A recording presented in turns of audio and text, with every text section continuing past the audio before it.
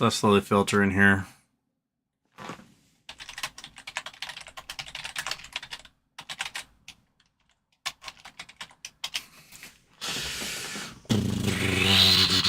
Okay, so to get that going, I gotta go there. I have to go here. No, I have to go to YouTube. That's where I need to go, YouTube.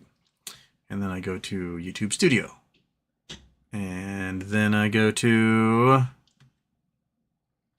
No one's jumped in yet to tell me that they've made it. So maybe it's not even working. I have no idea. Okay. Dashboard. Oh, I forgot to go to my... Nope. I got to go to content. No, create. That's where I need to go.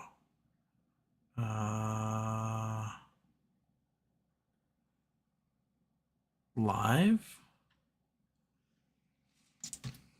I mean, this thing's working. The internet could be dying and I could just be talking into nothingness and dismiss that crap. Okay.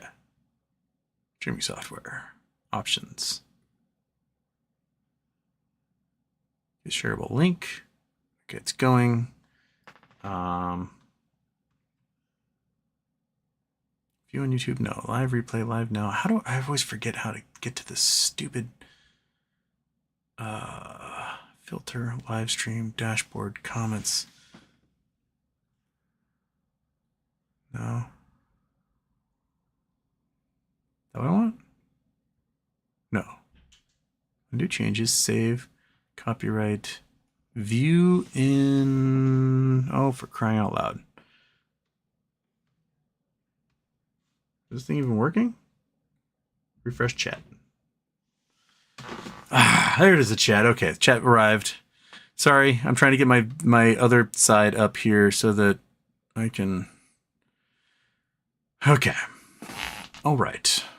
Streaming software. Yes. It's that view and control room. That's what I wanted. Ah. Okay. There we go. All right. New chat's up. Time to bring the old chat up so I can see what everyone's saying. Go back to the old chat. Make sure that thing is... I'll throw it in this window over here. Go over there. There we go. Okay. Now it says no data again, which is just fantastic. But we're going to hope that it works-ish. All right. So I even remember what I was talking about. We talked about BBBY, Plan Man suing everybody, settle a whole bunch of settlements for various lawsuits. So the settlements are sealed by the court. Rumors are starting to abound on various social media. This could be FUD people. This could be bad actors. But that Tesla is actually out of cash. That both China and the U.S. are trying to figure out what that means. But their cash flow dropped 674%, meaning they lost money. The cash disappeared. It's out. It's gone. They do not have cash in their accounts. They're laying off tens of thousands of employees. Not just tens of thousands of employees, but very specifically weird groups of employees. Like the folks in charge of the fast charging stations. They're all gone. The folks who are delivery specialists for vehicles, like the ones who like wash the car and deliver it for you, they've been fired. We've had several prominent vice presidents in the last 3 weeks go, we're out. And lots of rumors about, they're not going to be building new models of cars. Interesting take that they might actually be out of cash, which I have a feeling that Bitcoin had been sort of floating Tesla for a while and floating their earnings. And I don't know if they really have anything left in that department. So I'll be curious to see where it goes. I mean, I'm all for it. I guess I saw those puts for September, so we'll see here. But yeah, the stock's flying high right now, so no one's really announced squat. But it's interesting that they're laying off as many employees as they are, and there's emails being leaked about Elon being like, managers, if you don't have employees that meet these 3 criteria, I'll fire you too. And that's how you get Twitter. The dysfunction that is Twitter. I mean, he's just going to shit can everyone thinking he can do it all himself and discover that he cannot. And it's going to be really, really, really, really, really hard to hire qualified people back. Because you got people who might be the best at what they do, right? And you shit can them. Right now, there's no more non-compete clauses. Those are not legal. So they can go and they can compete anywhere they want. They can go get a union job somewhere. They can go get a job with Volkswagen, Ford, GM, you name it, doing all the work they're doing at Tesla, and they'll be just fine because they're experts in their field, right? And they don't have to worry about those non-competes anymore because they're non-enforceable. So very interesting to see where it goes on that. Yeah. So I'm going to the original chat, not the current chat. We'll hit the original chat because there's not very much in there, and then we'll come over. I'm offline. What the hell? Oh my gosh. This is just...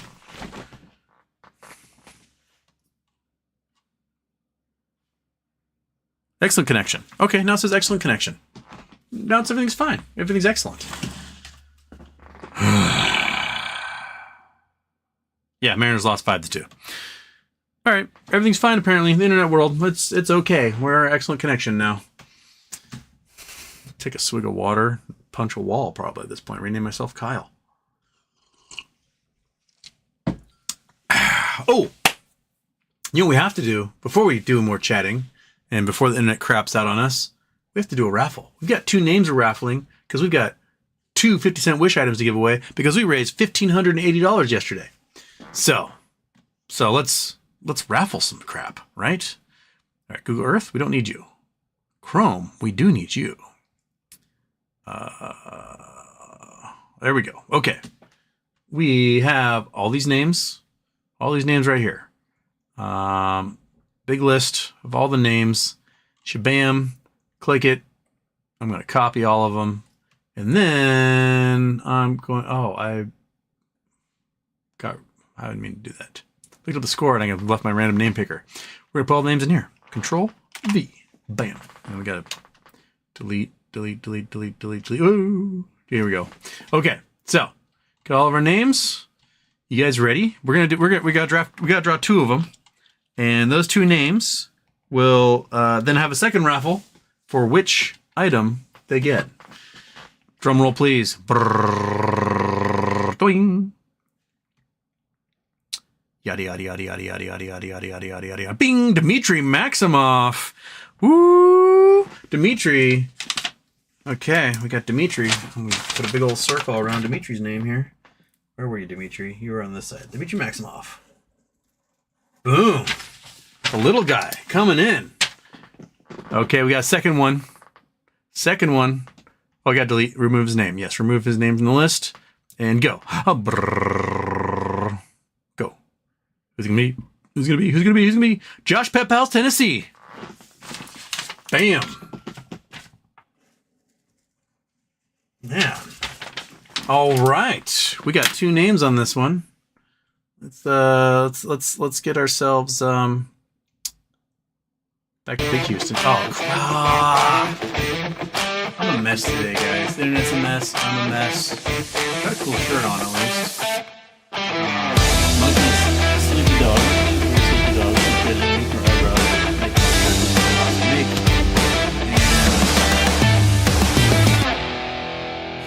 Houston, we have a problem. Not my day.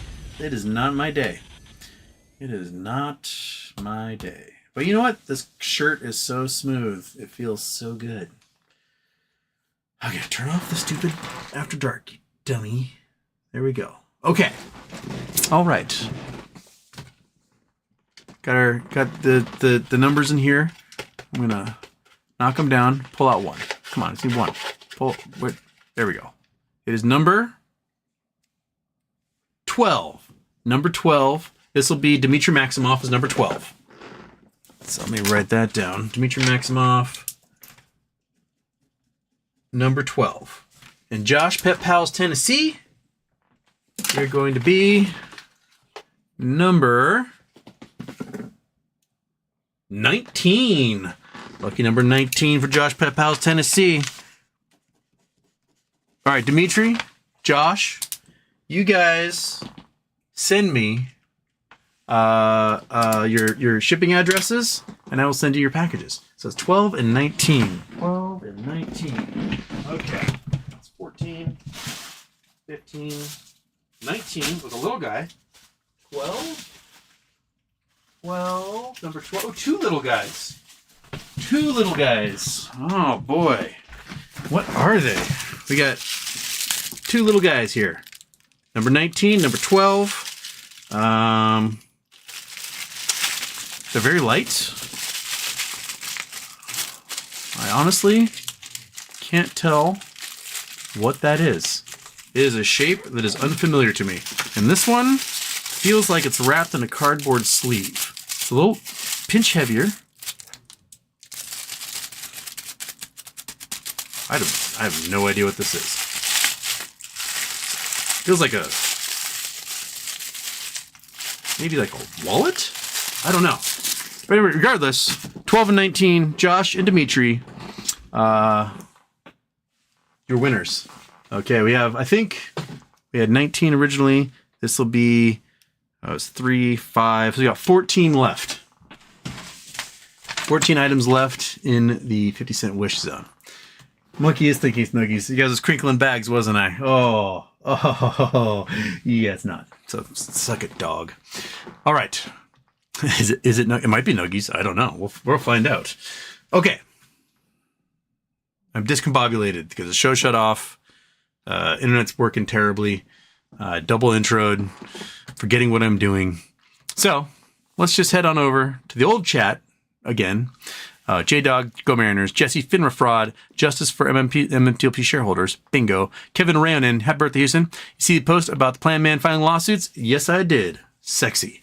J-Dog, Zebra still loose in North Bend. There's 3 of them. They caught one and like 3 others are loose. And Case Chapman says 16B settlement on the way. Stroking the chin. There better be. And Case Chapman also says, in the off chance we don't get equity in a new company, do you think cash payout between 15 and 45 is enough to spark more ass? I mean, it would be hundreds of billions of dollars probably. I mean, if the company's as short as we think it is, right? They're just the legit folks. You're looking at, 11.8 billion or whatever. So if it is shorted to the tune of billions of shares, multiply that by 20x. So $200 billion plus. And that's $200 billion where at least half of that is going to be used to buy more GameStop. So yes, at least GameStop would fly like nobody's business because you have hundreds of thousands of folks who are flush with cash spending hundreds of thousands of dollars each on lit exchange orders for GameStop. It will be insanity. So yes, I do. I think it will fly. J-Dog, did you see the bear versus ducks at Willem Park Zoo? Yeah. Bears in the water, ducks in the water. Bear goes, oh, and eats them in front of a whole bunch of people. Hey, bears just doing what bears do. Ducks are doing what ducks do, which is be delicious. Probably Stupid Charity Tuesday 2, Electric Boogaloo. Oh yeah, I forgot to change the name of the show, so it did stay Charity Tuesday as well. Frozen State Productions. The Twins have won 10 games in a row. Last time they did that was 2008. Wasn't there a market crash then? Looks like we're getting another one. I love when people show it's been so long since the Twins won 10 games in a row. It obviously means it's going to coincide with a market crash. And Frozen State Productions, happy birthday, buddy. Since I have your attention, what consulting group did MMAT use in a space call last night? I heard some MMAT board members had connections to the group that forced GP. I don't know what consulting company.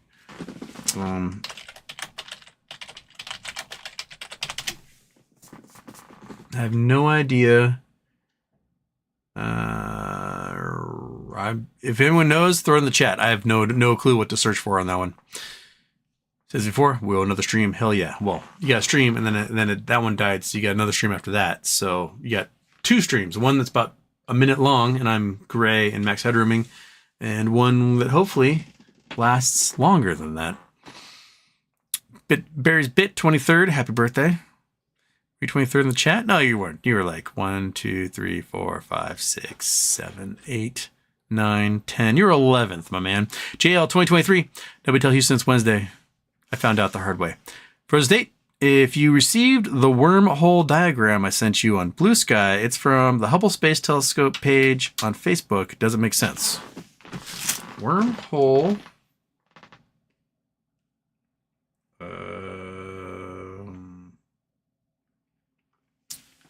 Can you pull this up on your show? I'm asking question now. Oh, let me pull it up on here. So I'll go to Blue Sky via the browser and then click on notifications. The internet wants to take forever doing everything today. Here we go. All right. Bam. All right. This is what we got. This is NASA James Webb Space Telescope program. Galaxy 1 got a black hole.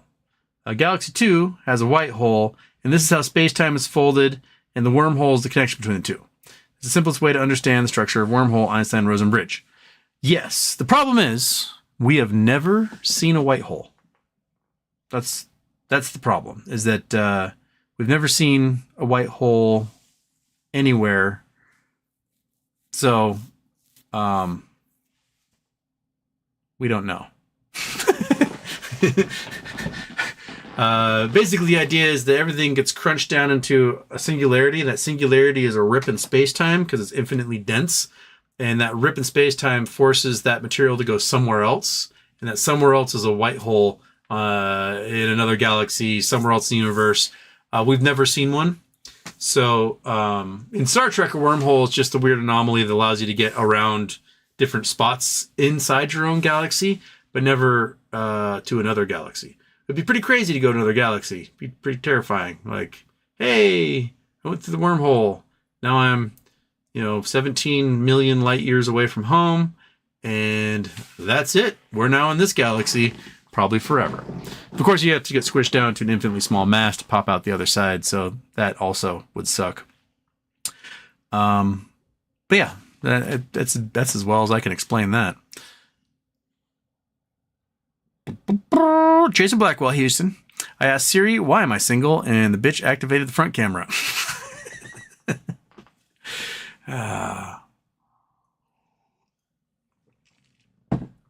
Corporal Walnut, can you tell us about plastistones?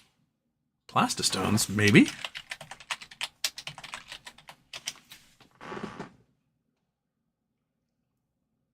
Emerging type of sedimentary rock. Is this when plastic gets cooked in like garbage dumps and stuff? Plastistone. Oh, don't make me just whatever. All right, plastistone is emerging type of sedimentary rock. It's in a plastistone. Visible plastic and clasts are cemented together. Plastistones form following burning, wave action, evaporation, or chemical bonding. Plastistone have been found across 5 continents and 11 countries. It's a sedimentary rock. Sedimentary rocks are a dominant type of rock found on our surface. They are highly susceptible to influence by human activities. In recent years, a number of plastic rock complexes have been reported across the globe, such as plastoconglomerate, plastisar, plasticrust, and anthropoquinus. Despite these findings, a holistic comprehension regarding the diagenesis and ultimate fate of these innovative plastic forms within the framework of sedimentary geology is lacking. Here we contend that these novel plastic forms meet the criteria of a sedimentary rock. Consequently, they merit recognition as a distinctive type of sedimentary rock. In this context, we propose the adoption of an existing term, plastistone, with a revised definition to collectively describe these novel plastic forms. This term aligns with the nomenclature convention of other sedimentary rocks such as limestone, dolostone, sandstone, and mudstone. Plastistone is formed when plastic and clast form a pre-existing rock or are lithified together. Plastistones have been found on a global scale, both in coastal and inland regions. Okay, yeah, so plastistone is plastic shit gets shed by humans because we're litter bugs and we're gross and we're disgusting. And it rolls downhill, floats down rivers, ends up in oceans, gets buried in landfills, and eventually sand builds on top, silt builds on top, and they get lithified. They get remelted, essentially. Or at least stuck inside of a conglomerate of a material that acts as a cement. And then you get a whole new sandstone conglomerate, etc., made up of rock, like traditional rock material, and alluvial material, and plastic, which also can be an alluvium. So plastistone, because we're garbage people. My guess is that plastistone buried deep after hundreds of millions of years of Earth doing its thing would probably reconstitute oil all over again.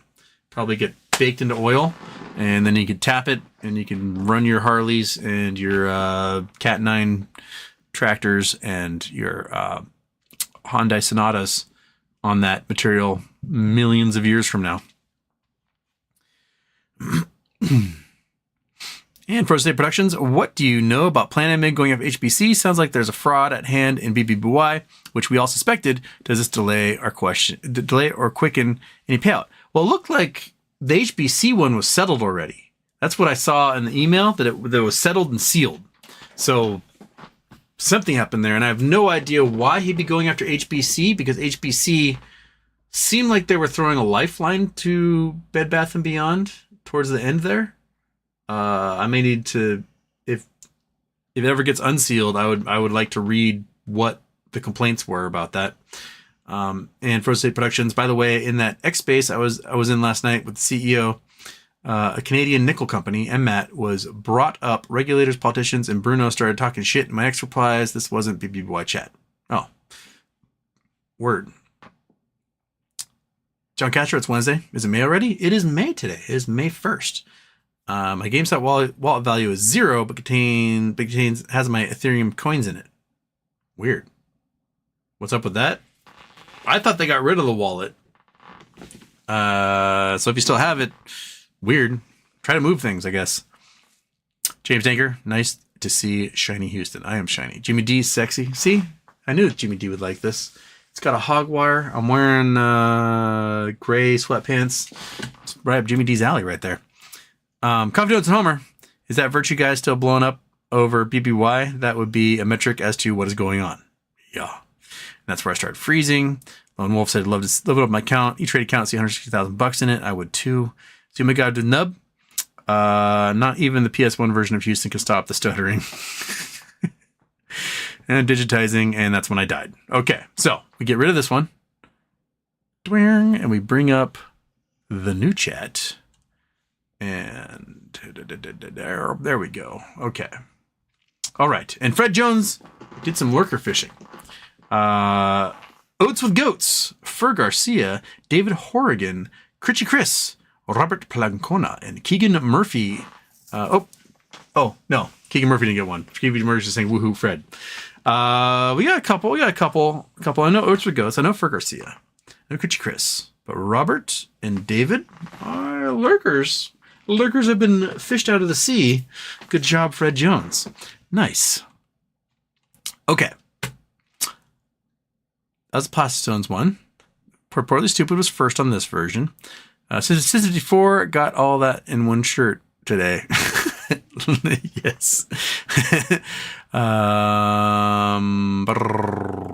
First impression, I've seen that shirt before. Maybe on someone else. I just got this today, my man. Or actually, you saw it in the previous version of the show, which started 5 minutes before this one. So maybe you had seen this previously. Happy birthday, Shiny Jaguar Man. And Jealous Money is here. Frozen State is jumping in 8th on this one. Envoy Schriften der Elite. I have 2,300 shares of GME. Nice. I hope the haircut is the finisher for the hedge funds. That would be wonderful. We might be looking at a death of 1,000 cuts here. I personally think the haircut is a desperate play to get people to purchase government bonds and blue chips to keep the market bolstered. So if you say you can't use crypto for jack shit, they're going to have to buy something else for their collateral. Either hold it as cash or buy something collateral. It's easier to buy something for collateral that will give you returns, like bonds. And yeah, so there you go. Casey Chapman, Boeing killed another whistleblower.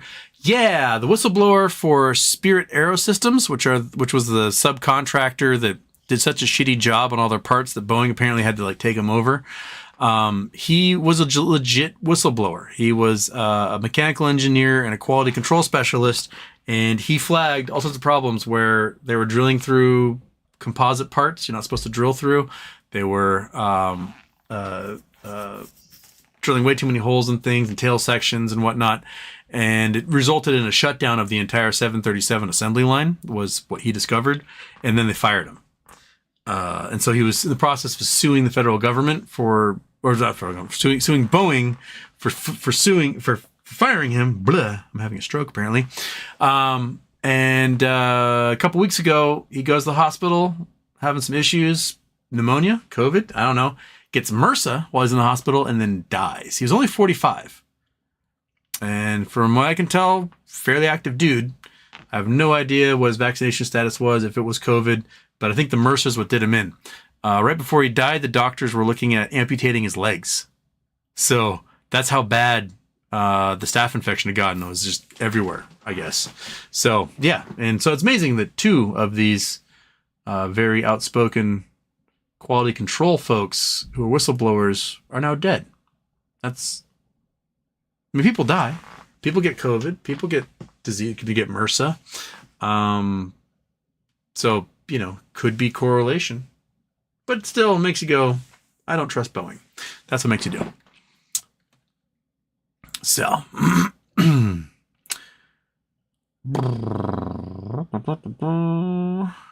may the first be with you. Well, may the fourth be with you. Alan Komaski, DJT is about to blow. Looks like it's going right now. It'll be interesting to see what happens, because we are 7 days of trial, and today was a day off, I think, because the judge does mental health court on Wednesdays. But so we got maybe another week and a half of trial left for Donald Trump's fraud one in New York. DJT's back up to $50-something for basically no reason. The borrowing fee is really high. I know the short interest is pretty high. I think everyone's counting on it to drop really hard. Here's where I would be like, I don't know if it's going to drop real hard soon, because Donald Trump's daughter-in-law controls the Republican National Committee's purse, and Donald Trump controls her. So if Donald says, hey, you're going to spend all the money in that account on ad buys on Truth Social for presidential campaigns, for whatever, and she's going to go, totally, daddy-o. And then they're going to flood hundreds of millions of dollars into DJT for ads no one's ever going to see. And then when they do like their Q3 reporting, it will be, hey, our revenue just rose by 10,000%, by 100,000%, just something ridiculous. And we made a profit this quarter. And the stock price doesn't go whopping, right? Because everyone's like, oh my God, they're making money. But by the time the election happens in November, they'll be out of money. RNC won't have any cash left. They've spent it all. There'll be no more cash coming in because they've depleted the entire Republican National Committee. And then that'll be that. No more money ever again will come into DJT. And in 6 months, the 6 month period will have passed, because he was March, right, when he got it. So 6 months from March is September, August, May, June, July, August, September, October. So October, looking at October. So by October, Donald Trump can sell all of his shares in DJT while it's like flying high on Q3 earnings, and he'll be out. He'll make his billions off of that again, if he's not already in prison or whatever. And that's if I were an asshole like Trump, that's exactly what I would be doing. I would be gaming that system, getting bajillions out of that, and I will make the books look absolutely incredible, as if I'm some sort of business genius. Fly that stock really high, sell out. It will never make any revenue ever again, and then be gone.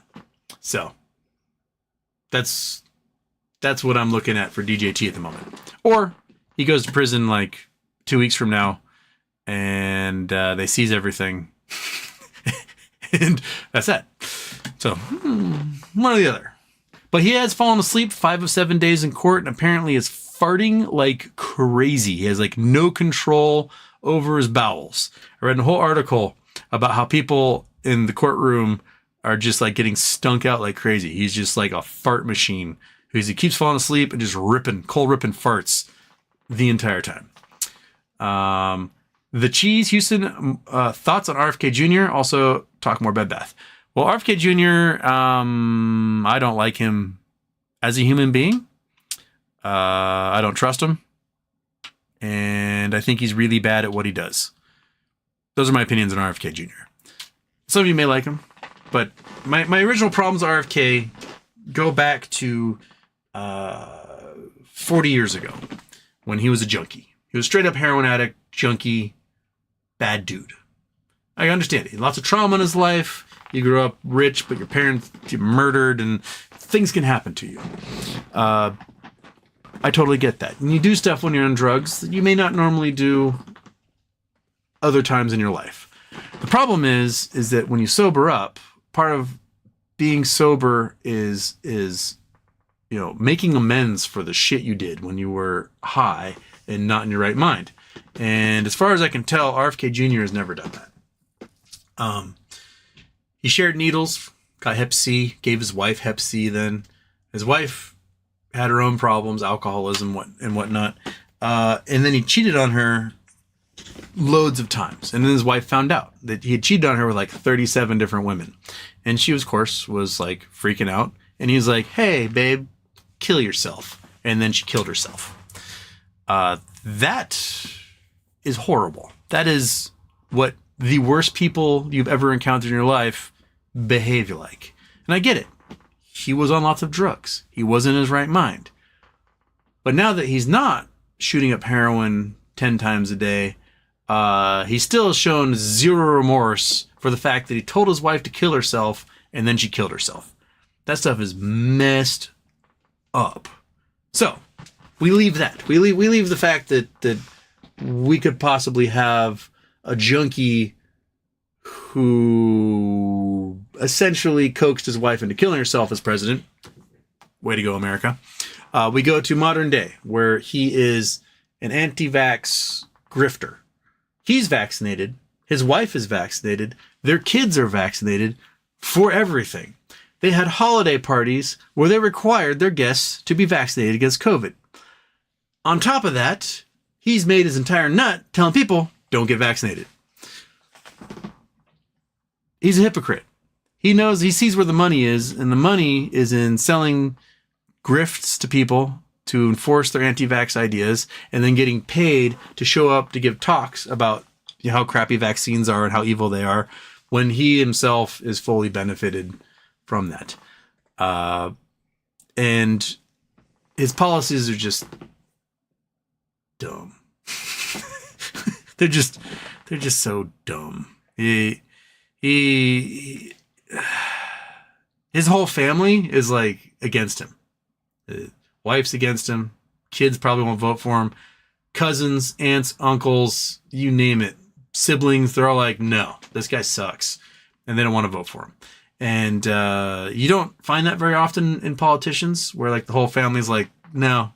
But RFK Jr. is one of those guys. The other one is the dentist guy with Parkinson's, but he won't admit he has it in the house. His siblings all made TV commercials pointing out what a piece of shit he's been his entire life and what a psychopath he is, and no one should vote for him. And he still somehow won office. If your own family hates your guts, you're probably doing it wrong. And because they don't hate your guts because your political views, they hate your guts because you do things to them or other people that are completely unconscionable. You can love someone who has a different political view than you. You grew up with them. They're your cousin. They're your brother, sister, whatever. You get them. They got a different political view, but like deep down as a person, they're not a psychopath douchebag who will stab you in the back. If they are one of those people, that's why you hate them. Not because of their politics, but because their psychopath douchebag will stab you in the back. And it seems to be that's RFK with the rest of his family. They just don't really want anything to do with him. So that's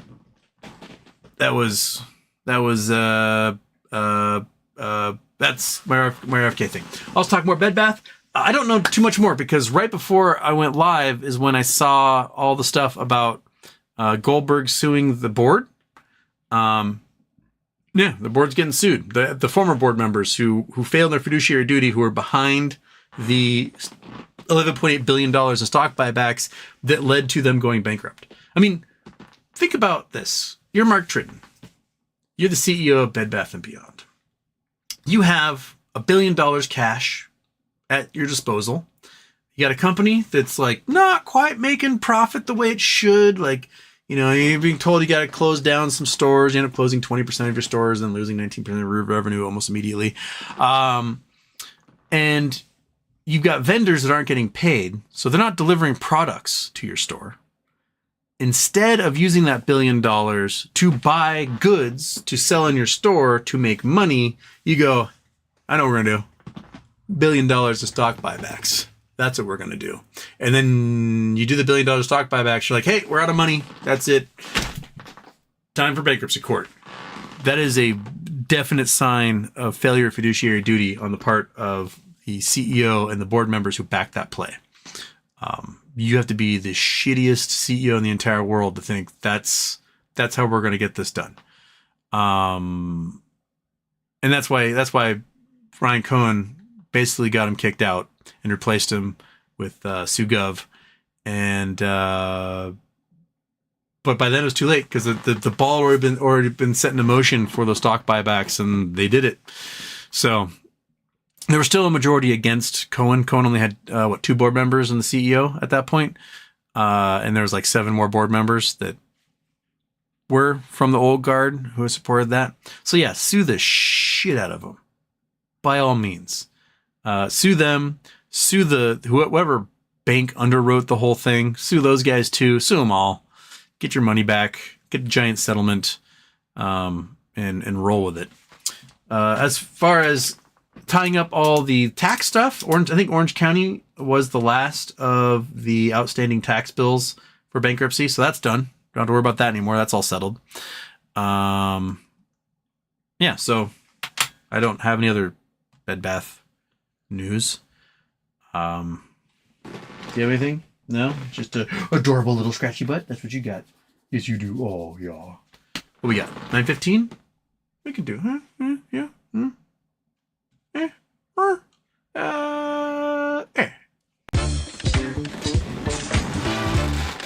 That's right.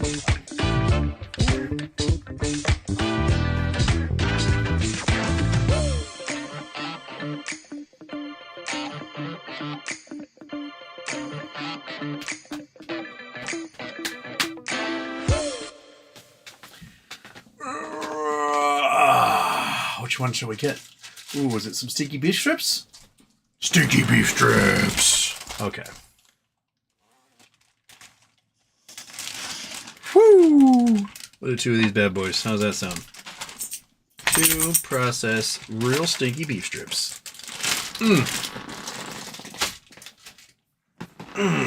Okay. Come on up here. Come up here and get this. Right here. Right, this one right here. This one? Yeah, you want to come get it? Can you do it? Do you have the gumption? Oh, there you go. She's so delicate. She's such a delicate dog. You turn off that thing before I put on the Jaws cam. Dun dun dun dun dun. What a sweet little dog. What a gentle little creature. Okay. Oops, not that one. This one. Bam. Yeah, you like that? You happy, dog? Are you happy now? You should be. You should be grateful. All right, come on. Back up there. Come on. Get back up there. Come on. Get back up there. There you go. Okay. We got through it. Chico Rico Houston, you're awesome.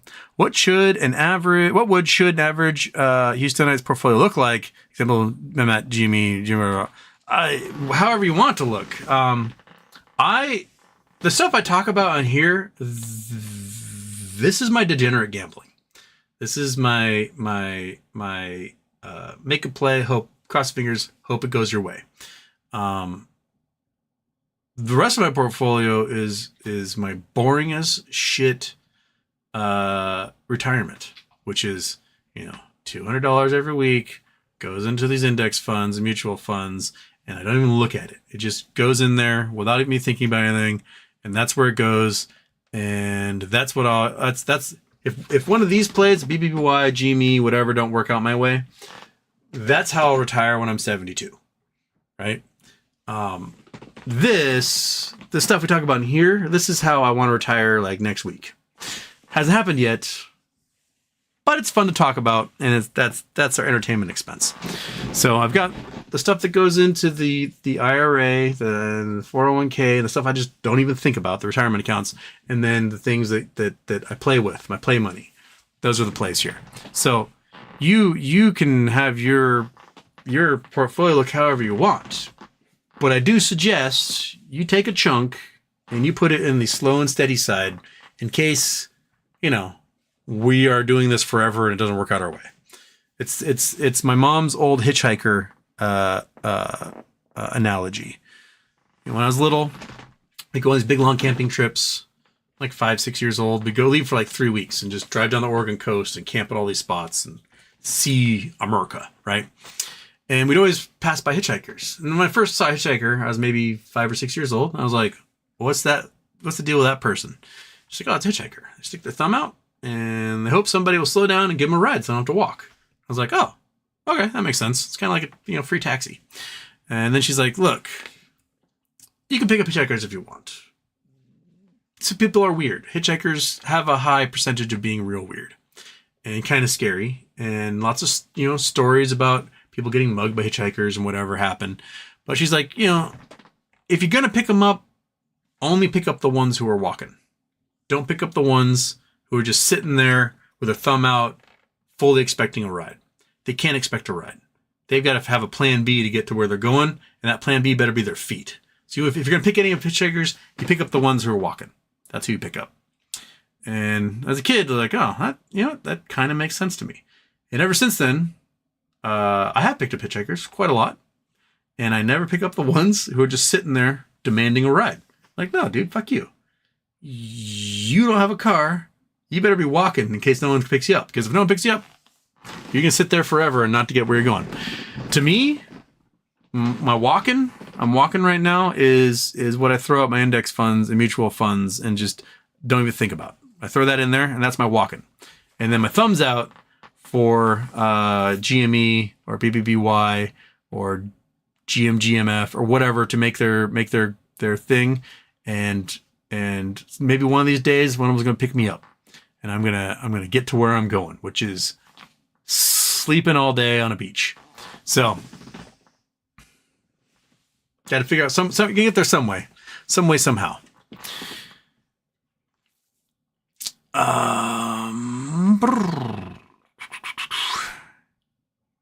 My pronouns are bull bear. My news from No Labs. Not since they published the thing about going to the physiology conference. Yeah. Probably stupid explains why Elon is begging for $54 billion payout again. I mean, he needs it. He lost his $54 billion payout, and he basically lost his $44 billion on Twitter. That's $100 billion gone. Poof. That's a lot. That's a lot to lose in 6 months. I mean, if you or I lost $100 billion, we'd be beyond screwed. At least he's got another $100 billion to sit on at the moment. But yeah. Alan Kamansky says short squeeze incoming DJT 700% borrow fee. Coming home to Tesla sell their bitcoins. As far as I know, they did. They were really supplementing earnings the past couple of years by selling Bitcoin. And then they weren't able to supplement their earnings with the Bitcoin sales this time around, or haven't. So it's going to be a long night of internet roulette.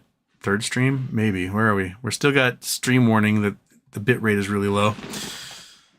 See if we can make it through this thing. His roommate's playing video games. My roommate's not here yet. He might be getting home right about now. So there's no video games to be played. The internet's just garbage. That's what we're just garbage internet is what Comcast gives me. And there's all the glitching. Houston broke the matrix. It's your shirt pulling too much bandwidth. It's monkey butt looking at the nuggies, but not being nuggies.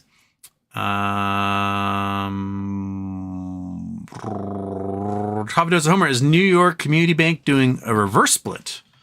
I had not heard that. New York Community Bank reverse split. I mean, they're completely over leveraged, like huge. March 2024, New York Community Bank announced plans to propose a 1-for-3 reverse stock split to shareholders. Reverse split will involve issuing 525 million shares of common stock as part of a capital raise with an investor group led by former Treasury Secretary Steve Mnuchin's Liberty Capital. So I guess they are doing a reverse split, and they're going to absolutely dilute that reverse split with a boatload of shares heading out. And so what are they sitting at right now? NYCB share price. Here at Community Bank share price, $3.40. So they get up to like $9-10. They'll issue 525 million shares, which will be about $10 billion. But of course, the price is going to drop as they do that. So we'll call it $6 billion. So they'll raise $6 billion. They have, what was their liabilities?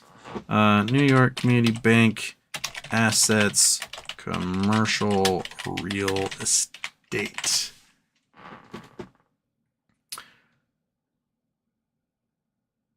Where commercial real estate fits into the bank's rescue plan. Oh, that's a YouTube video. I'm not gonna. No, we're not doing that one. There you go. Okay. How much do they have in their liability here? Story continues. Give me numbers, Yahoo. $25 billion in commercial real estate loans.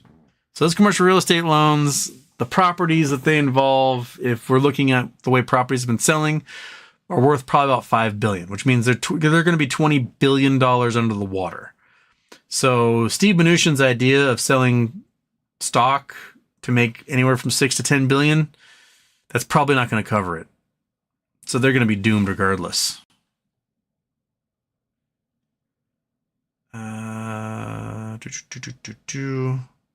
Yeah. So, I mean, that 25 billion, yeah, it's probably worth 5-10 billion tops. Yeah. Casey Chapman, so 16B suit was filed and terminated the next day. So is it already settled? Judith and Todd's lawsuit? Or was that other weird one that was being filed by like some weird foreign guy whose name I can't remember? There's like a class action or something. As far as I know, Judith and Todd's are still going, Casey. So, I don't know. Is it still going? Thought it was. What do you think? Dog with a tail?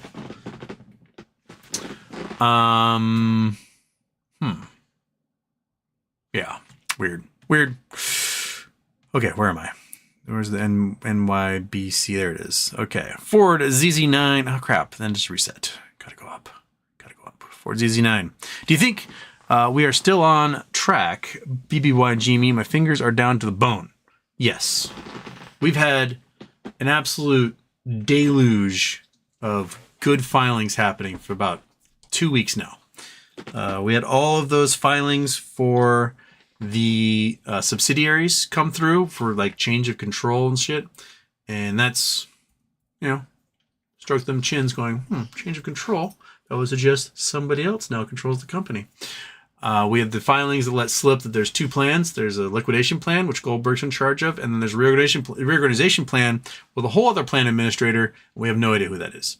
And if you really want to tick off Theo Rico on Reddit, you just keep pointing that out. And that amalgamation, We Are Legion, whoever is controlling Theo Rico's account right now, that is my guess, some short hedge fund dudes, they have a hard time with that. Like, no, but the law says there's only one plan. Like, well, interesting, because the bankruptcy court says there's two. So, and then he moves the goalpost. He moved the goalpost last night. It was like, well, reorganization is in the liquidation plan. I'm like, oh, so there is reorganization happening. Interesting. And not just liquidation. So you just moved the goalpost, which completely destroyed your complete FUD bear thesis that you've been throwing at everybody. Guy who only started posting DD, 3 months ago? Yeah. Whenever you see him on Reddit, just downvote him and tell him to go away. Last night he was like, well, I'll keep quiet then. And then, 8 minutes later, he was posting. I won't talk to you guys. Well, say my DD post. But yeah, that dude sucks. Coffee Jones and Homer, couldn't the institutions move the BBBY shorts to the expert market or put them wherever they put the GME shorts? My guess is the GME shorts are in these baskets that keep bouncing around everybody. These FTDs, they just bounce around every 35 days. And that's where they are. I'm sure BBBY is bundled up in those too. Right now, BBBY is 0. So they're like, they're breathing a sigh of relief. The minute it's no longer 0, just because they issue new equity or they send a bunch of cash to people, that's when the panic's going to happen. And those folks who shorted it are going to owe a lot of money. Can you imagine? Let's say you are like Phil the Shill. Phil the Shill claims that Schwab made him realize his gains. So now Schwab is responsible for it. So Schwab, whatever. But let's say there's somebody like Phil. They shorted 70,000 shares, right? They're like, shorted 70,000 shares at like 20 cents. I made 10,000 bucks off, 14,000 bucks off of that. So you made a chunk of change. You're like, that's sweet. I made money. This is awesome. This is going to 0. And then suddenly, it emerges from bankruptcy and there's a cash payout due to these lawsuits and settlements and whatever to shareholders. They get new equity and they get 40, 50 bucks a share, right, from the settlement. So that 70,000 shares you sold are now going to cost you what? $2.4 million. You made 10,000 bucks profit, 20,000 bucks profit off of your shorting, and now you're going to owe $2.6 million on those 70,000 shares you sold. Cash. Not just closing out the position. You got to pay the cash up front for shorting them, because that's the PIL, the payment in lieu. And then you're going to get margin called, and you're not going to have the capital to back it up. So they're going to sell everything you have in your accounts, right? And then the brokerage, Fidelity or TradeStation, or whoever was helping you do this stuff, they're the prime, but now responsible. So now they've got to go and figure out where to get the $2.4 million to pay everyone off. Oops, right? Those small time dudes, they're done. Not to mention the hedge funds or guys like Virtue, who probably sold 100 million, a billion shares short, right? You sell a billion shares short at 20 cents, you made yourself millions of dollars, hundreds of millions of dollars, $200 million. You're fine. Yeah, I made $200 million off this. I'm a fucking genius. Now, the company reappears with a $40, $50 payout. Those billion shares, you now owe $40 or $50 billion cash on every single one of those shorts. So whoever Virtue's prime broker is like, fuck, right? Because they got to owe. Virtue doesn't have that cash. They have like, what, $6 billion in assets total? So you liquidate them. Okay, now another 30 to $44 billion needs to reappear to finish paying those PILs. And that's going to come down to the prime brokers. So JP Morgan or whoever might be the prime broker, they're done. Right? They got to pay $40 billion in cash. And they probably just paid $11 billion in cash for the settlement. And they're like, fuck, I'm doing this twice. It's going to be really interesting to see what kind of chain reaction happens on all of that. Because, Virtue has $6 billion in liabilities and $6 billion in assets. Plus, their liabilities may jump to tens or hundreds of billions of dollars if a MOAS happens. And so they're gone. Citadel's gone. GTS is gone. Concord Genuity is gone.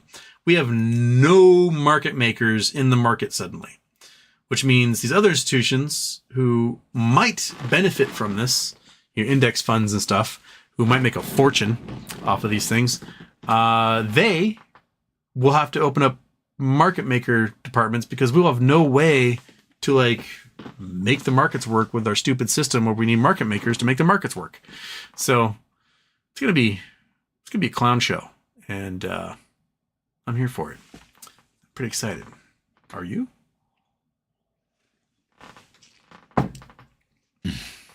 Houston Monkey's excellent connection. Alexander K. Happy birthday, Houston. If a hedge fund buys a bot farm, how long after they go bankrupt do you predict the bots to get shut off for lack of payment? It's pretty interesting. We had a couple instances during the Ukraine war where we saw stuff like that happen, where certain accounts got seized, and within like a day, Russian trolls and bots vanished for a while until money could get moved around, and then those folks get paid again, and they start doing their thing all over again. So I think it'll be pretty quick. You'll notice when certain filings happen, you'll see just a rash of the stuff come out all at once. So my guess is that they probably pay by the day or the week or the number of comments. And if you don't have the money, that check bounces. No bots. No bots are doing bot things. So, you know what we should do? We should open a bot farm. That's what we should do. Open a bot farm. Say, hey, we're going to talk negative about these stocks for you if you pay us, and use all that money to buy the stock we're talking negative about. Their bot farm in the Philippines or whatever is like, fuck GME, and then watch GME go down, and we use all the money they paid us to buy GME, and we just like suck them dry that way. That's what we should do. Let's figure that one out. Scott Lumley, Houston. After 3 years of dodging it, COVID finally got me. Feel like a hammered dog shit. What was the name of the drug that you took that you had COVID? You said helped so much. Paxlovid. My breath tasted like the kitty litter box, but it worked really well. It took it for like 5 days. My guess is that it probably should be a little longer than 5 days because a lot of people have rebound. Like, oh, I'm better. And then once Paxlovid is no longer suppressing it, a few days later, it comes right back again. You're like, ah. But yeah, Paxlovid was it. And dude, symptoms stopped almost immediately. Take like one pill every 12 hours. But man, my mouth tasted like the kitty litter box. It was disgusting. And other people like it tastes metallic. All people agree that you have like bad breath. Mine was cat turds. Other people had copper. Like I wish I could be sucking on a penny with those things, but no. Mine tasted like I went and ate Kitty Roca. Just nom nom nom nom nom, ate it up. And that's what I was burping and tasting at all times for 5 days. But I wasn't dying from COVID, so that was good.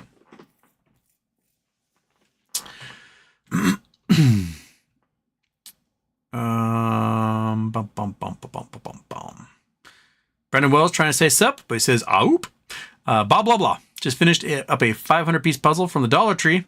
The last 3 pieces don't fit into the last 3 open spots. I love that. I commented to Summer what happened to Josh from the Gist. Dude hasn't posted for months. He was a good host. He might be doing his time in Austria. Usually in the wintertime, he goes to Austria and goes skiing for quite a while. But it is spring now. It is May. Maybe he's writing his books. I don't know. I'll have to reach out to him. Except I'm not on Twitter anymore. So someone reach out to him for me and tell him Houston wants to know what's going on.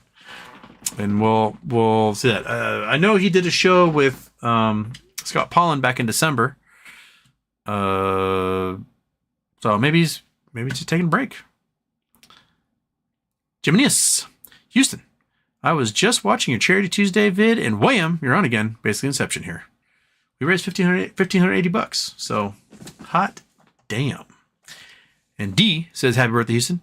Can you please review the two technologies of ASRE and give your honest opinions? They've hired pumpers like GTII and Finger, but actually seem to have future promising technology.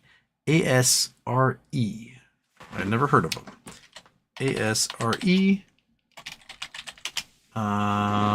Their stock is currently at 12. Oh, Astra Energy. Okay. Stock is at 12 cents.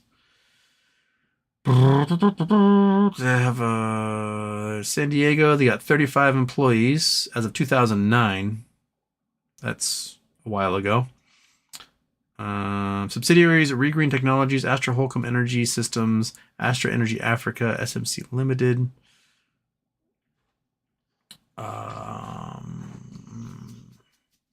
Stock price, talk quote, wants to Astra Energy. Maybe we can find a website.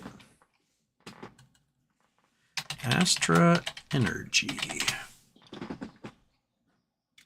Astra Energy provides energy generation projects and renewable energy solutions. Company identifies and develops clean energy and renewable energy projects in underserved markets with focus on energy production, solar waste conversion, clean burning fuels. Astra Energy serves customers worldwide. I'm going to do internet search. I have no idea what they do.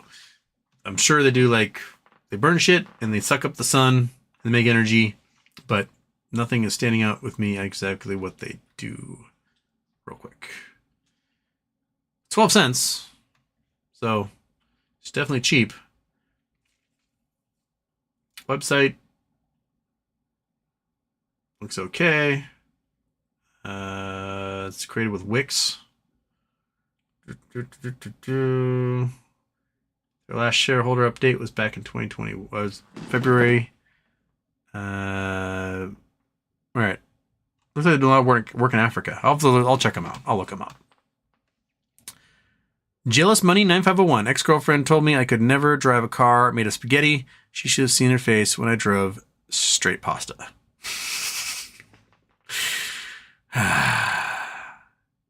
Fred Jones says number 12 is underwear. 19, stick of gum. This one feels hard for underwear. There's something hard in here. It's small. It's about that big. It's got a flat back.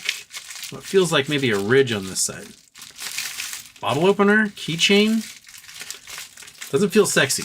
This one, it could be a pair of like emergency underwear. It's got kind of like a cheap wallet feel, or like, like one of those like travel kits that have like nail clippers and stuff. It feels like maybe it could be one of those.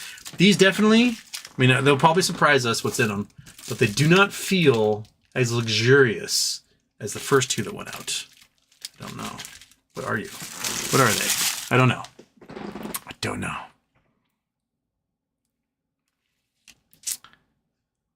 Turkish, Houston, happy fucking birthday. I always wonder, where do you go when the clock hits 4:30? Yeah, I head to work. I do about 12 hours a week at my friend's restaurant, helping them during the dinner rush, because they apparently can't hire anybody. So I run off and I throw pizzas at people for like 2 or 3 hours, and then I come home because they just need me just for like 12 hours a week. It's all right. I make like $2,000 a month working 12 hours a week for them. I'll take it. That's not too bad.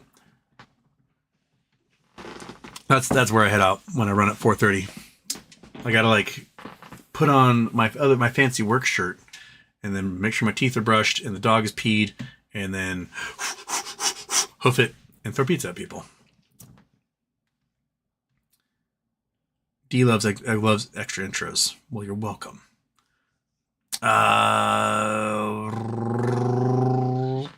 David Wright, wow, this was a good day to join late and watch a double speed. I hate your internet too, for what it's worth. Oh, my internet sucks. My internet's garbage. You pay $120 a month for just pure, unadulterated garbage. First Day Productions, Wells Fargo building is on the market in Minneapolis. U.S. Bank Corp, highly reducing office space in St. Paul. Commercial real estate really going down here. Commercial real estate you ain't seen nothing yet. Remember, about, what was it, Monkey? Over 10% of all commercial real estate is in distress. Of that, 44% is in default. So we're looking at like 5% of all properties are in default. But of those, of commercial real estate, of office space real estate, 20% are distressed, which leaves us at 8.8% of all commercial buildings currently in the United States, well, I guess as of a month ago, so it's probably more now, are in default. And when these buildings do get sold, they're getting sold for pennies on the dollar. The largest office building in St. Louis sold for $1. A 24-story building in Allentown, Pennsylvania sold for like $1 million. There's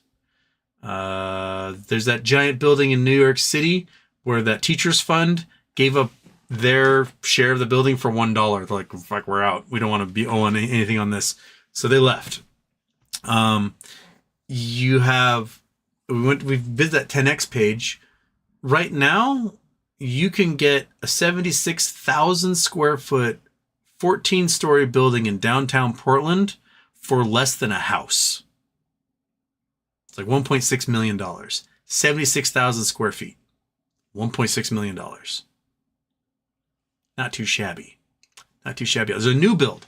There's a new build in East Portland that's like 11 stories and 26,000 square feet. Brand new building, and you get for $2 million.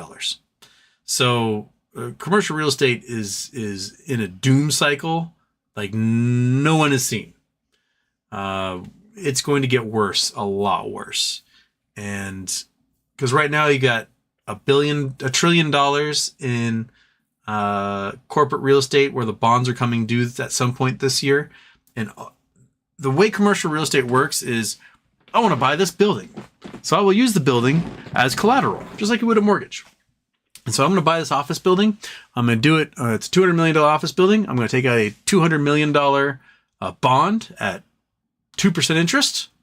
And the bond's good for 5 years. So at the end of 5 years, I owe $200 million of principal. I have to pay interest each year of $10 million, because that's my 2% interest. So I pay $10 million each year. And then at 5 years, what happens is I float another bond for $200 million at 2% interest. I pay off my original bond, and then now I got another 5 years of paying $10 million a year for this property, right? And then when those 5 years are up, I do it all over again. The problem is right now, no one works in offices anymore. So office buildings are going empty because businesses are like, well, everyone's working from home. I don't need to pay for this. I'm out. See you later. And the 5-year period is coming up where the principal is due. So the owners, the real estate companies, the investment groups, whatever, they go to the bank like, hey, we need a bond for that office building because our bond is coming due. And the bank is like, sweet, that building is worth $62 million. And the investment group's like, sorry? Yes, that building is worth $62 million. Like, yeah, we owe $200 million on that building, and it's due in 2 months. They're like, okay, we can give you a bond for $62 million at 8%. And they're like, oh, what? I don't have $138 million cash to cover the difference on this old bond. The bank's like, oh, we're not going to give you $200 million cash for that building. And then the real estate people go talk to each other. They go, okay, what happens if we just walk away from these bonds and dissolve the company? And they're like, nothing to us. And they're like, okay, later, skaters.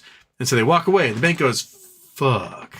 Because the bank is now getting a building that they gave $200 million for. And they made, what, $40 million, $50 million back on it, paying the interest? Okay, so they're now underwater $150 million in that building, and they can only sell it for $60 million if they're lucky. But now they're receiving dozens of buildings all over the country that are exactly like this.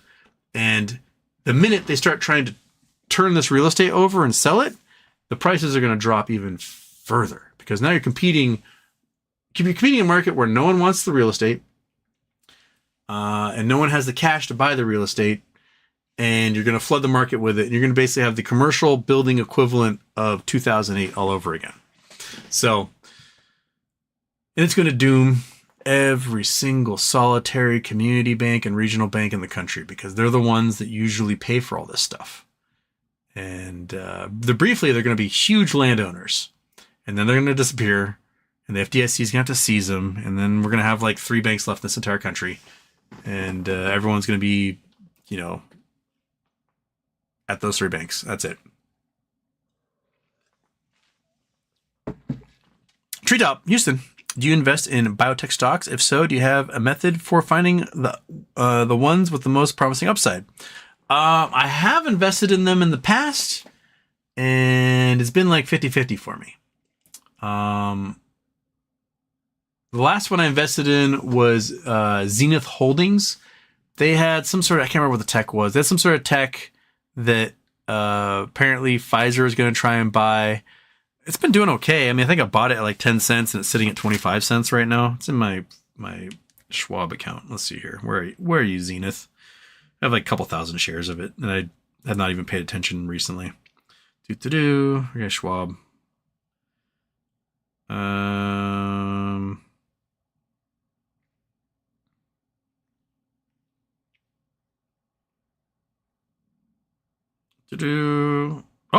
nope. It lost 15 cents today. Back down to 10 cents. All right. It's been as high as 25, and it was 20 cents like yesterday. So, yeah, it was some news must have happened, because it was at 20 cents yesterday and it's at 10 cents today. So, big ups and downs on that one. So yeah, I've been waiting, because I was told that if Pfizer wants these guys, the price is going to be like $8 a share or something. So I'm just sitting waiting on that with my couple thousand shares. But no, I haven't done too much with biotechs. A lot of them get hammered in weird ways by short hedge funds and private equity, and basically the private equity takes them over through leveraged buyouts and then just like disappears their technology forever. That seems to be a very, very common thing with them. And I don't know why they do it, but it happens a lot. Every once in a while, I get the one who gets some sort of drug approved, and then like, big company like Pfizer or Zymogenetics or whatever comes in and buys them up, and there you go. Donkey donks, banks are getting crushed. They are. Mojo, did you see O'Keefe get the CIA guy yapping on tape? I don't trust anything O'Keefe puts out.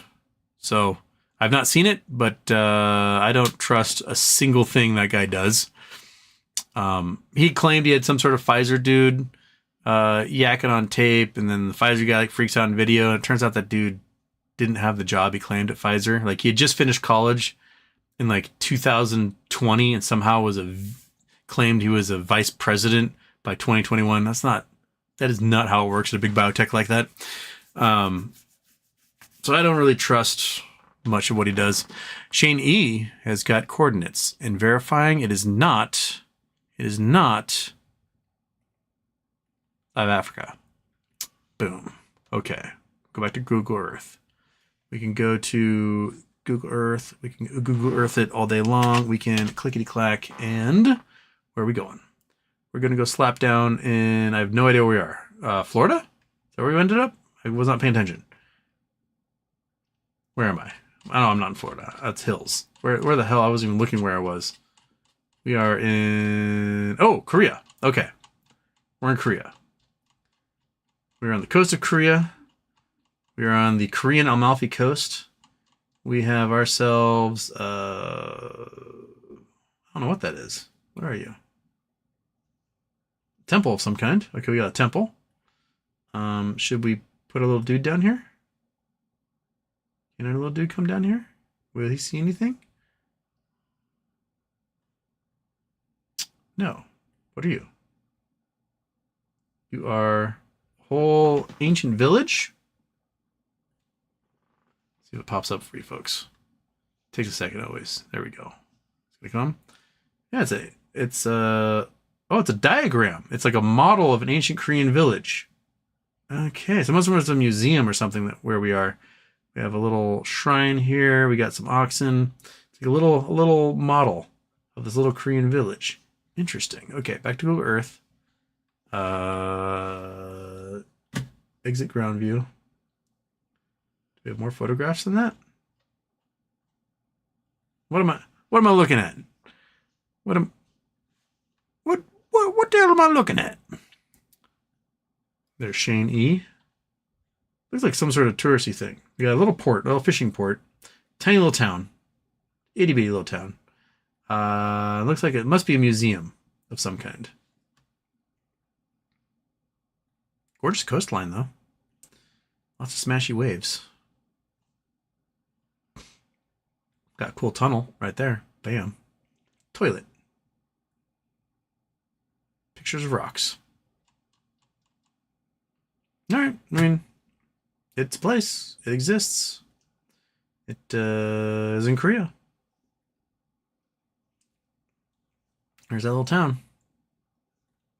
Okay. Shani, an explanation in the chat there? I don't see anything. Pronto! Why are there 2 high tides in a day? Do the air molecules also get attracted towards the moon and cause low pressure when the moon gets close? Air doesn't have as much mass to it. Okay, we're gonna have to draw pictures, folks. We're gonna have to do picture drawing. Paint.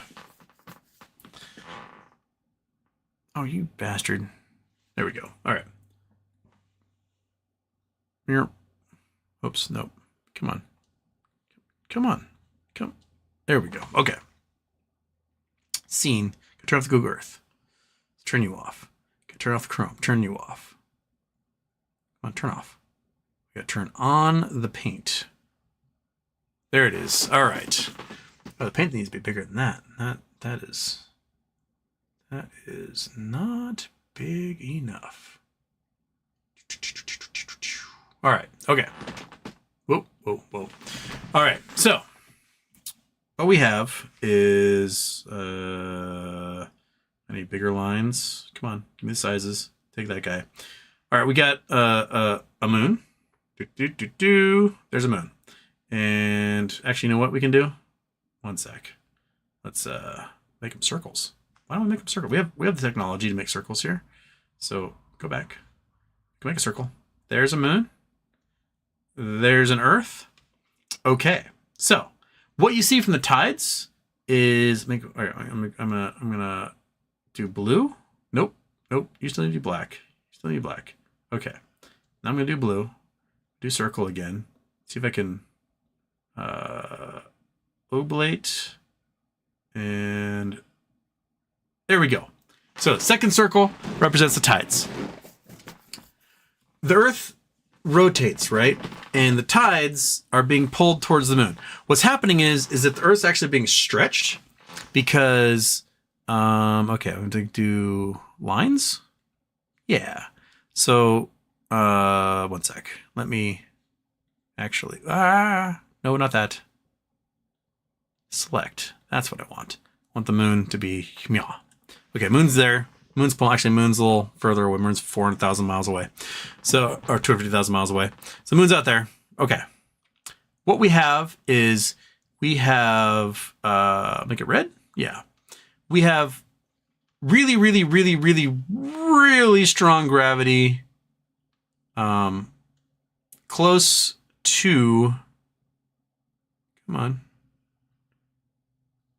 the moon, and really, really strong gravity close to the Earth, and really, really weak gravity further away. Come on, give me. Nope. I'm trying to make another one here. You. And you. So weak gravity out here. Stronger gravity here. Come on, give me my lines. Give me my, come on, you butthole. There we go. So the vectors of force are really strong towards the gravitational body and weaker further away. So I want you to imagine, like, you are tied to the bumper of two cars. Tied to the back bumper of one car, the front bumper another one. Hands on the back bumper one car, feet tied to the front bumper of the other car, and those cars take off driving at the same speed. So you're sitting there, you're like, okay. And then the car in front decides to speed up by a mile an hour. What's going to happen to you? You're going to get ripped in half. You're going to get stretched and ripped in half. Or the car behind you decides to slow down by a mile an hour, right? You're going to get ripped in half again. What's happening to the Earth is this side, because gravity is dependent upon distance, it's 1 over r squared law, this side is being pulled more towards the moon than this side. And so you get a high tide over here and a high tide over here as a result of the Earth being stretched and the tides being stretched as a result. And the reason why the tides change every 6 hours is because with those two tides, the Earth is also rotating. So you get this like slosh of water that's kind of almost staying facing the moon while the Earth rotates under it. And that's why you get your two bulges, your two tides. The high tide is the tide that's closest to the moon, and the low high tide is the one that's further away. And then right now facing us, like this circle here, is where the low tide is, and on the opposite side of the sphere is the other low tide. And that's generally how you get your high tides. And because the moon is sometimes close to Earth and sometimes further away, that also contributes to how big the tides are. And if the sun is lined up with the moon, you get even larger tides because the sun is also a giant gravitational body. So during full moon and during new moon, you have higher high tides and lower low tides than you do during like, waxing and waning gibbous or whatever. And that's the easiest way I can explain it. Now, when tidal forces get really, really, really, really, really strong, it happens with large gravitational bodies like Jupiter. You can get things like the moon Io. The moon Io gets stretched just like this. And because it's getting stretched so much with the tidal forces of Jupiter and the other moons around it, the insides are nice and hot because the whole planet is just like constantly getting worked by this thing. And so the inside is goo. It's just having volcanism like crazy. Volcanoes are constantly erupting on Io. If you get really close to a big planet and you are not a very big thing, you get ripped apart through those tidal forces. Like if you get into what's called the Roche limit around Saturn, which is where the Saturn's rings are, and you are, a rock, right? You're a rock that's 40 feet across. You get close to Saturn inside that Roche limit, the one side of your 50-foot rock is accelerating faster than the backside and actually breaks apart into smaller pieces and makes rings. So all of the gas giants have rings because they've got a Roche limit where the tidal forces at some point will rip a body apart, meaning if you go in feet first into Saturn, you might rip in half at the Roche limit because again, there might be a mile an hour difference between the front and back of you, and you just rip right apart. So that's why I got those tides. The air itself isn't very dense; it doesn't have much mass to it, so there probably is some pull, but we don't notice it because of the way the fluid works in our atmosphere. And it's more of a pressure based thing than anything else. So yeah, there you go. Bam. Rob Cato, why don't you open the wish packages after they are assigned to a winner so we can all see it? I will not open the wish packages until I get a mailing address because those people are getting these regardless of what they are. If they're cool, they're getting them. If they're lame as shit, they're getting them also. That's why. That's why we wait. Because if I open them, they can be like, I don't want that. No, you're getting it. I am putting a stamp on it, and it is getting shipped and is going to that address you choose.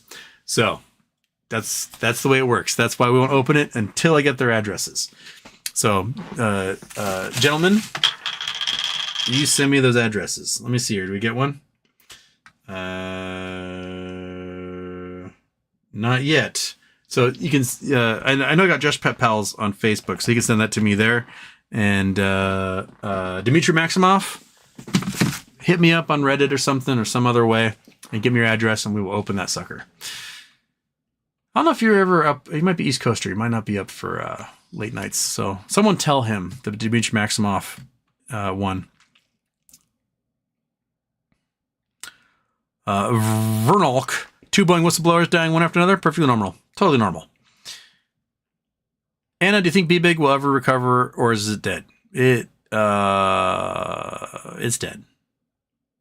They had a really cool technology, and man, they'd be positioned so well if TikTok vaporizes.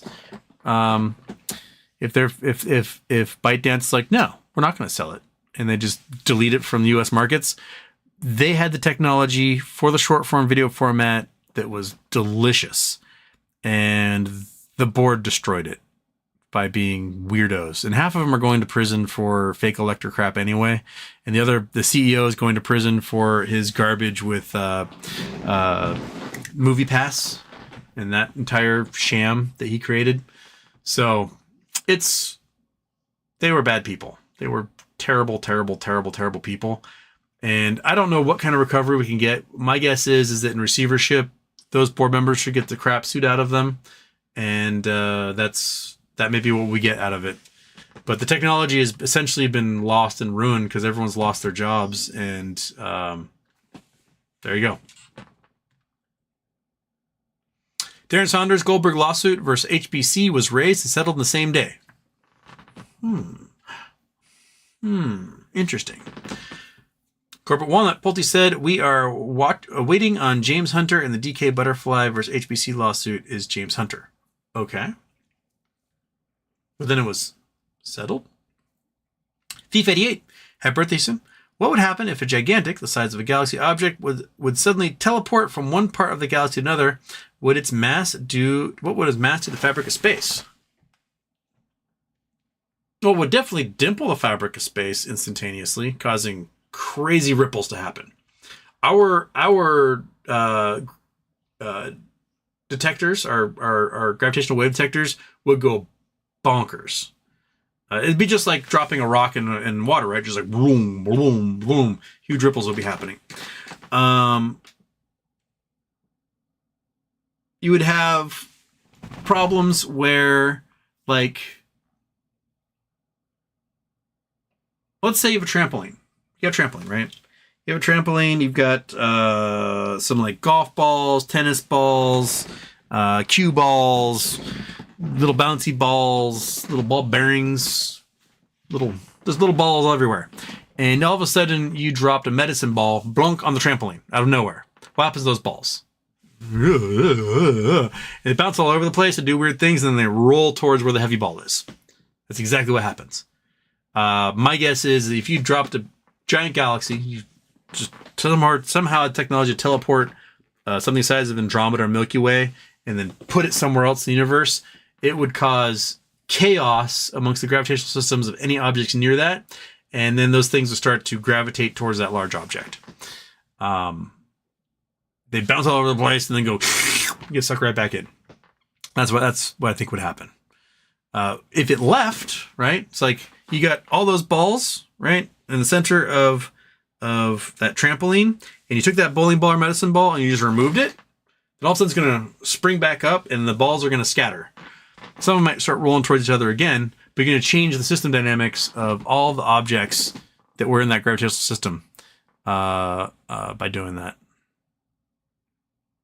It's a fun little thought process. Donkey Donks, Anna is cute. Aw, who's Anna? I know a couple of cute Annas. He's talking about you. Thief 88. Would it slingshot the celebration objects affected by celebration? I don't think we want to use celebration objects. Mass once the object teleports another point in the universe. There would be weird things that would happen. I mean, seriously, stuff will like all over the place. But it would do it on time scales that those bouncy bounces will be probably over thousands or millions of years, and weird things would happen.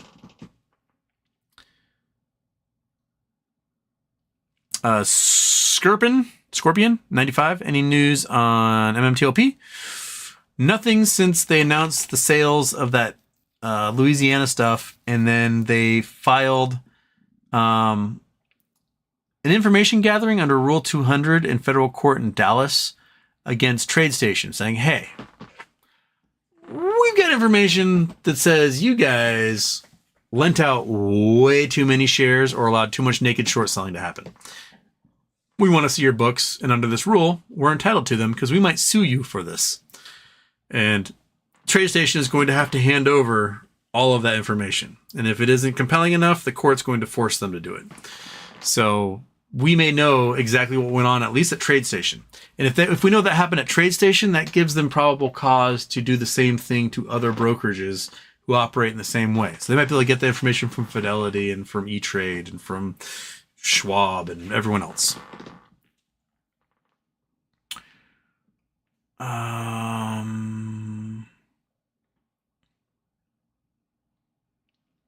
Favre If there is proof Carl has Jimmy shorts, would love to see him ignite the fireworks.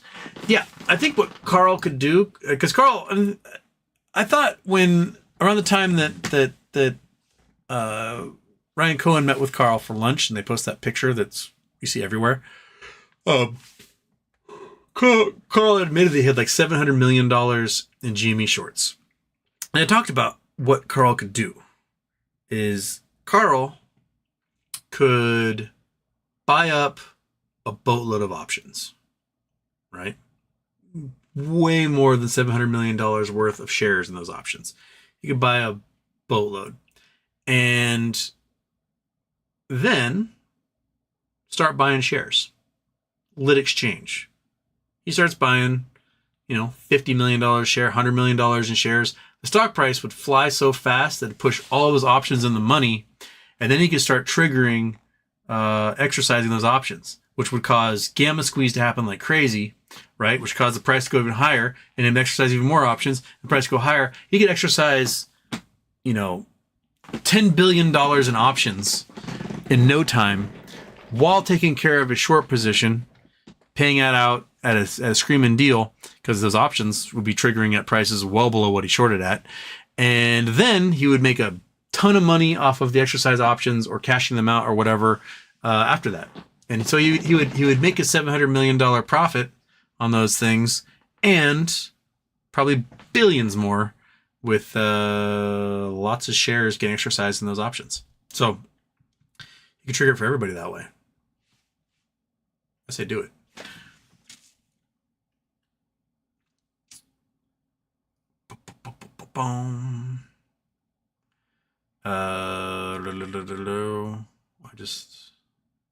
Celestial objects, not celebrate objects. Word. Scott Lumley, I work from home, so cat turd breath sounds just fine. It's just me, you breathing it, so there you go. Vavacadabra, there is proof Carl has Jimmy shorts. Would love to see him ignite. I just read that one. Darren Saunders, you have to start Paxlovid with a certain amount of time, so talk to your doctor quick. That's also true. RC Corey just tweeted a Chinese flag. Donkey Donks, MMTLP to the moon. Aaron T, love y'all. Have a great night. Love from Denmark. Donkey Donks, Dollar Tree special. Talking about the whatchamajigger. Dollar Tree puzzle. I would drive my mom off the wall. She would have an absolute shit fit if she had a puzzle where the last three pieces were just different size and didn't fit. David Wright, wow, it really hits when you stop watching Houston at double speed. A little whiplash there. David Wright, still love you, dude, but damn. Was that about the which one? I'm not sure. Okay. Angel Guevara, is there a call position on Viagra? Asking for a friend. They're Pfizer, right? KLDG. Houston, go Mavs. We'll take you on the bandwagon. Angel Guevara, T+2 Thursday, by the way. Is that when they're switching to T+1? I know it's coming up. It's coming up real soon. GLYC on High Watch mid-May, Phase 3 FDA. GLYC. It's from Donkey Donks. GLYC. GLYC. Glycomimetics. It is $1.62. It was at $1.90. Dropped down to $1.62 after hours. Took it to $1.66. Where we've been for the last 6 months. Been as high as 3.5. We're down to this localized low as $1.20. The 1 year.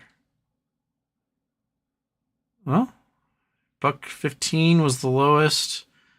Max, what we got? Been as high as $25 in 2018. Interesting. As high as 25. as low as about 55 cents in September of 2022. The local high, $3. The local high, $3. So you're saying that they've got phase 3 trials. They're coming out soon, mid-May. All right, interesting. Do they have options?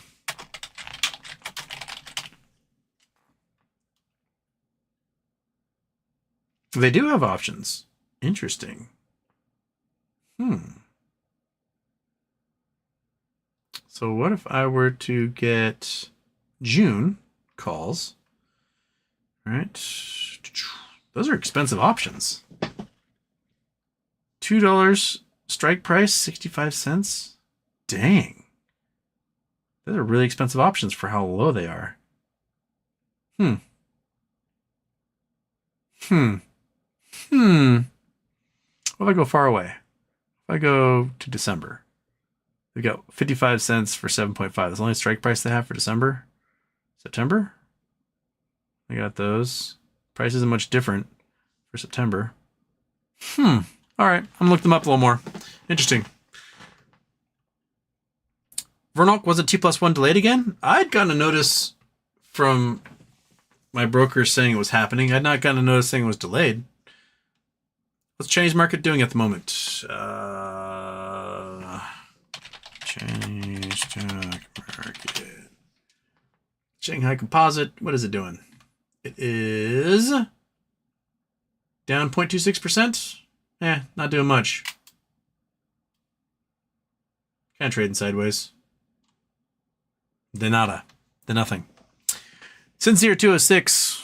I don't want to subscribe to shit. Sincere 206. I'm late to the show, but let's hope you answer.